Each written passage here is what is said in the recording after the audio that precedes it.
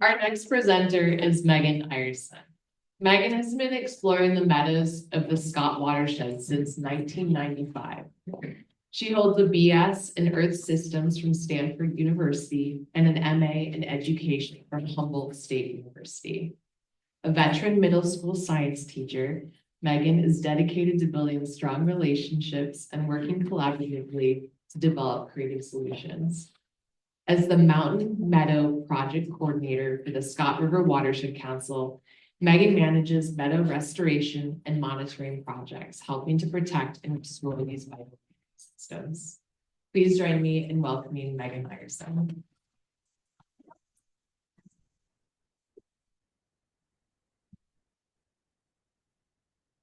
Okay, I'm wondering if I dare, we'll see. Good morning. So I have a lot and I'm just gonna go scream through them and try to get through everything. So first of all, let's talk about why meadows. Why should we care? As was mentioned to my great joy several times yesterday, a healthy meadow stores more groundwater. It has high biodiversity. It's a carbon sink. It's wildfire refugia, both during and after fires. It provides plants that are important to Indigenous people and is a destination of high quality recreation. So we have several projects currently happening across the basin, and I want to shout out to Sharna and Betsy, who really got this ball rolling and started relationships with landowners and the Forest Service to really get this program established.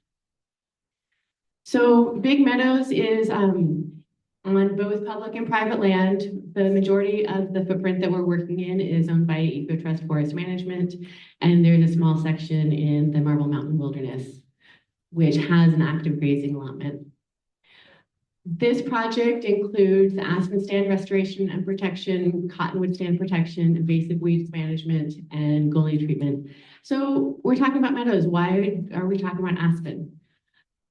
Aspen and meadows go hand in hand, and aspen are threatened by many of the same things that meadows are. So conifer removal is a good treatment for both aspen and meadows. So conifers will grow into the aspen stands, over top the aspen, shade them out, compete for nutrients. Removing the conifers will release the aspen by giving them more light, and the disturbance of the soil will stimulate the roots and promote regeneration.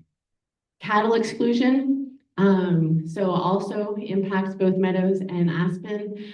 Until aspen are about 6 feet tall, they are susceptible to browse by cattle late in the season. And so by preventing the cattle from having access to the aspen, then it gives the aspen a chance to regenerate. So burning, not only will it take care of the leftovers of the conifer removal, but it also stimulates regeneration of the aspen. So here's same location, 2018, and last summer, there's Dave Johnson. I don't think he's here today. He was here yesterday. Madison was there that day helping us do aspen transects. So big difference. There's a patch of Marlahan mustard up in the wilderness in the burn footprint that our YES crew has been working to treat every year since 2018. Going forward, we have aspen stands that have been treated and aspen stands that remain to be treated. We've identified quite a few locations of gullies and stream incision, and we'll be addressing those in the next couple of years. So Meeks Meadows is KNF land that's just outside the Russian wilderness, and it is the site of an active grazing allotment and aspen. We've been monitoring there since 2017. We have a network of 11 wells. So this is the YES crew. They hauled all of the equipment in and installed it by hand, pounded it in. That's hard work. We have 7 years of data. So yesterday, Laura was talking about needing more years of data to be able to see what the trends are. We have 7 years of data before treatment in Meeks. So as we work with the Forest Service to begin to do hydrological treatment in this project area, we'll have a lot of data to compare it to. So as I mentioned earlier, aspen are impacted by cattle. Up to 90% of the young aspen and meeks have been browsed. So we worked with KNF and the permittee last year to come up with a plan. We fenced a portion of the aspen, and we have the green points there are endpoints of aspen transects. So we have aspen transects both outside of the fenced area and inside of the fenced area, with the idea that we'll be able to see the difference that the fencing makes. What we learned this year is that we need a better fence. So down in the East Fork, we have Cabin Meadows and Rock Fence, two adjoining sub-watersheds that are in KNF, that are KNF property, and they flow into the East Fork. This is an amazing team of collaborators and multiple different grants working together here. This is a suite of different projects that are working together. So the Klamath National Forest completed the East Fork environmental assessment, and some work has been completed already based on that EA, both by the Forest Service and by us. We have in the last year gathered a lot of data, working with a team that's going to help develop a comprehensive holistic plan to cover both of these sub-watersheds, so over 4,000 acres.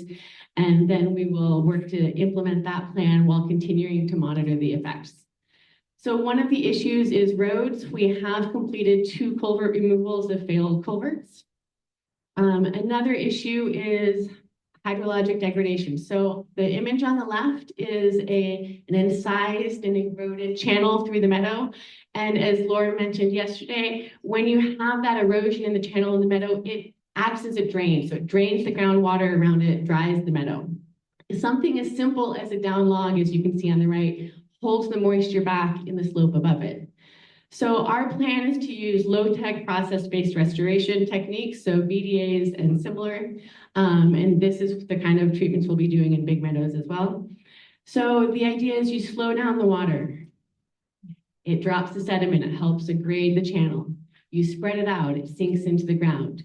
So this, if you look at the trees at the top of that image, those are the trees right there. So then we built another one, flooded even more. So this is going to allow a lot of groundwater connectivity, groundwater recharge, basically. Let's use the meadows as banks to hold our water. These are the structures we have built to date. It's less than a quarter of the total amount that we intend to build both in Rock Fence and in Cabin Meadows. The Forest Service has built some structures in Cabin Meadows, and they have also done a lot of forestry treatments in Cabin Meadows so far.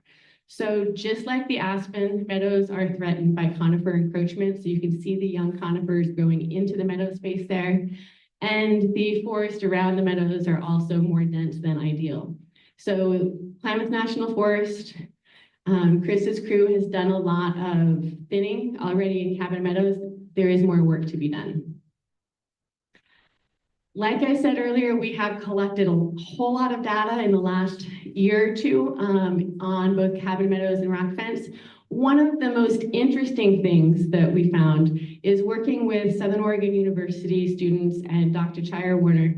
They did a seed bank study where they took soil samples from areas that are currently meadow and areas that look like they're degraded meadow, so they don't currently have meadow vegetation.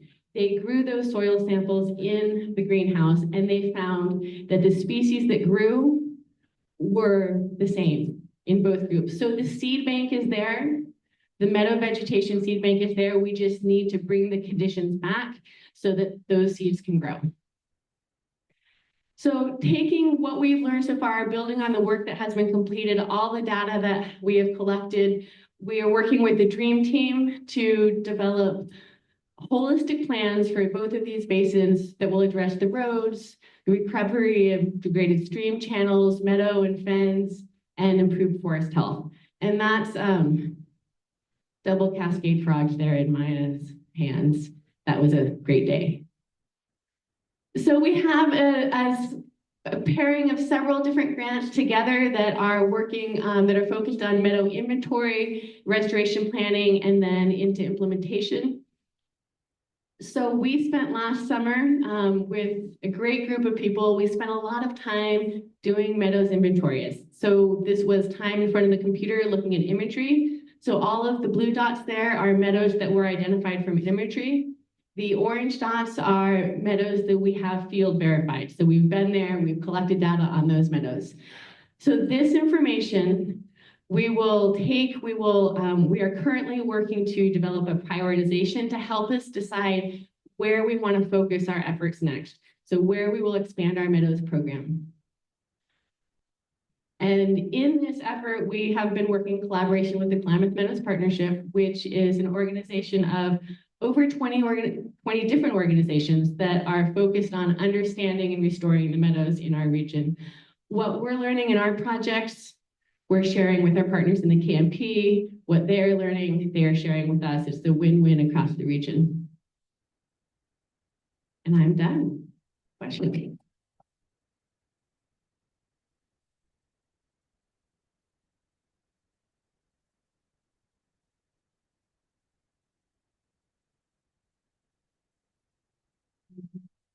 I noticed that one of the affiliate organizations in the beginning slides was the Klamath Bird Observatory.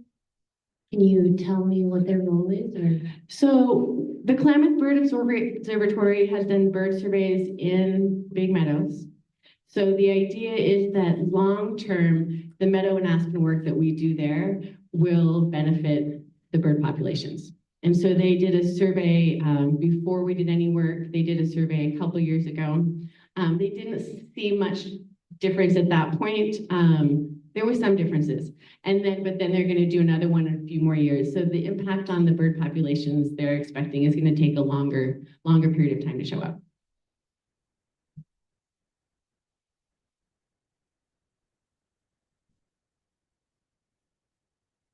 When you're fencing out that aspen, do you fence out the whole meadow or just around the aspen, or is the tendency of aspen to just spread throughout the whole meadow and, So in Big Meadows, our fence is, it's like 2 miles long, 1.5 miles. So it fences a huge portion. So lots of different, we're not fencing individual stands there. It's all of the area. And the aspen are, as we have removed the conifers and decreased the browse, the aspen are marching out into the meadow. It's pretty cool. So you're gonna have to keep the cows out, keep them out, period. Right. The idea is indefinitely because it allows the regeneration. And what do you want me to add?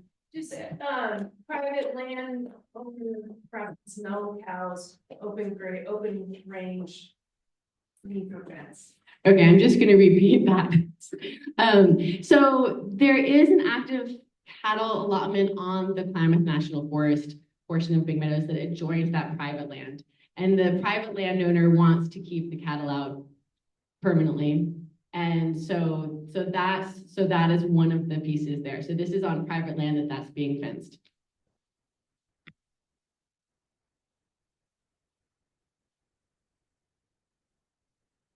Thank you for the presentation, Megan. So my question is about the seed banking study, which is fascinating. And I'm wondering if we've had a chance to use that data to either verify or recalibrate the Lost Meadows model and how those data sets are lining up for use in all these other meadows that we're still working to verify. So I'm not sure if they've looked, and actually I haven't looked at where the Lost Meadow model line is on those seed bank transects. Or if I probably did, but it didn't stick. So that is one of the layers of data that we're putting into the planning piece there. We only have 1 year of data. It wasn't ideal because of the timing of when we got the CE complete. They weren't able to collect the soil at the ideal time right at the beginning of the season. So last year they were able to do their soil samples right at the beginning after the snow melted, which is the ideal time. And they're still growing those out in the greenhouse right now. So they don't have the data from that second year.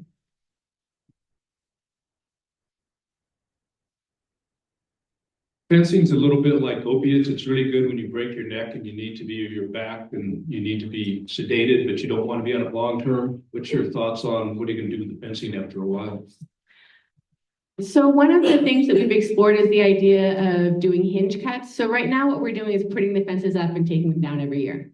And so if you can cut trees on a hinge so that they create a barrier, around it. That's like a longer lasting barrier that provides protection. And Sharna and I had the opportunity a couple of years ago. We went down to the Sierra and we toured lots of sites where that was one of the tools that they had used, and that did last a lot longer and it required no annual input of labor. So that's one option.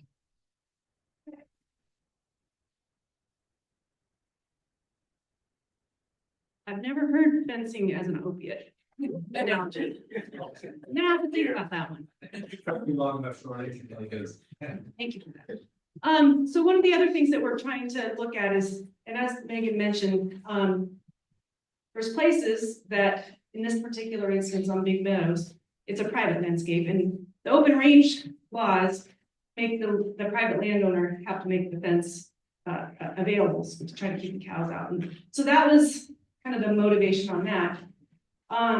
Going forward, as we're looking at ways to help people that have allotments manage their cows in a more sophisticated and using the technology, they have these new collars, something similar to a dog collar, that people are using in many places of our nation, where you can actually set perimeters of your fence where you want to manage off your phone. So we've got a grant right now to look at that use with some of our permittees. And I think it's a good way to kind of think about technology. How can we make it easier for the cattle operation? How do we try to meet some of the ecological goals? Because Mountain Meadows, if anybody was here yesterday, they would have heard that Mountain Meadows is one of those places where we can bank water that can hopefully add to this whole water balance budget that we're trying to work on. So a lot of little pieces of the pie can form that whole pie so that one big chunk doesn't have to come out of one sector of our community. So the Mountain Meadow Health is an important section, and we are studying that to try to understand the total impacts. Again, having Laura Foglia and her model, trying to figure out what those impacts actually are over time. But these are just solutions and ideas and things that we're going to hopefully be trying, learning, adapting, and moving forward. So yeah, it is. I don't believe that fencing is an opiate. I think it's a tool. And I think that's something that we can utilize in certain instances and maybe some other technology going forward. I think most